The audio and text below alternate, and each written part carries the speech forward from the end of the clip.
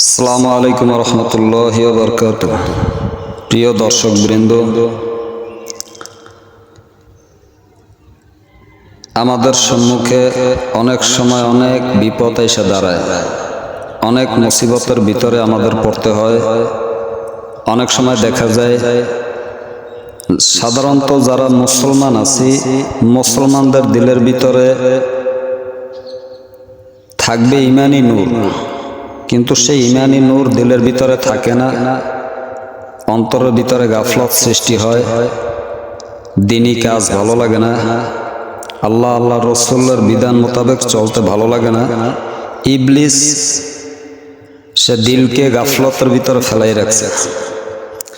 এরপর অনেক সময় অনেক বিপদের ভিতরে পড়তে হয়, অনেক মুসিবতের ভিতরে পড়তে হয়। তো এই দিলের ভিতর, দিলের জড়তা থেকে মুক্তি থাকার জন্য, বিভিন্ন বালা মুসিবত থেকে হেফাজতে থাকার জন্য আল্লাহ তাআলার পবিত্র গুণবাচক নাম,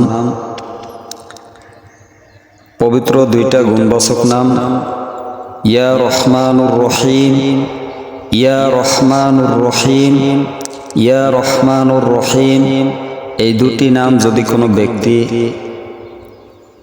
প্রত্যেক নামাজের পরে 100 বার করিয়া পাঠ করে, তাহলে ইনশাআল্লাহুল আজিজ আল্লাহ তাআলা তার দিলের ভিতরের গাফলতি দূর করে দিবেন, অন্তরকে পরিষ্কার করে দিবেন, অন্তরের ভিতরে কুচিন্তা, কু ধারণা আল্লাহ তাআলা দূর করে দিবেন, এবং পাশাপাশি সমস্ত প্রকার বালা মুসিবত থেকে আল্লাহ তাআলা হেফাজত করবেন।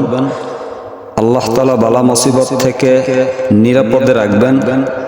এবং শুধু এতটুকুই নয়, এই আমলের দ্বারা সমস্ত সৃষ্টি জগতের যত প্রকার মাখলুক আছে আল্লাহ তাআলা তাদের সকলকে ওই আমলকারী ব্যক্তির উপরে সদয় হয়ে করে দিবেন।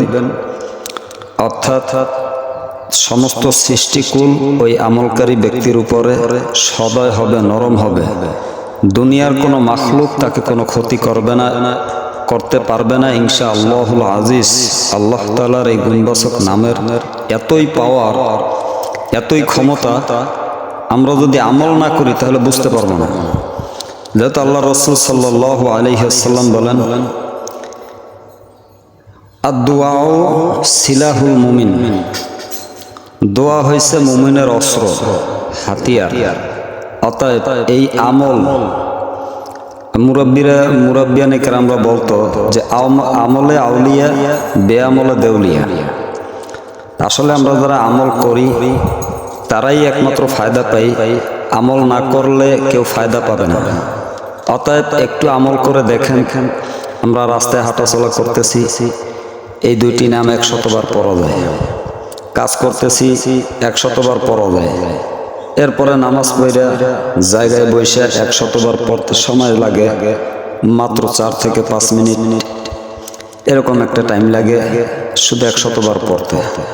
অতএব আমরা এই ফিতনা ফাসাদ থেকে, সমস্ত প্রকার বালা মুসিবত থেকে অন্তরকে পরিষ্কার করার জন্য এই আমল দুটি করব ইনশাআল্লাহুল আজিজ। আল্লাহ তাআলা আমাদের সকলকে এই কোরআনের উপরে আমল করার তৌফিক দান করুন।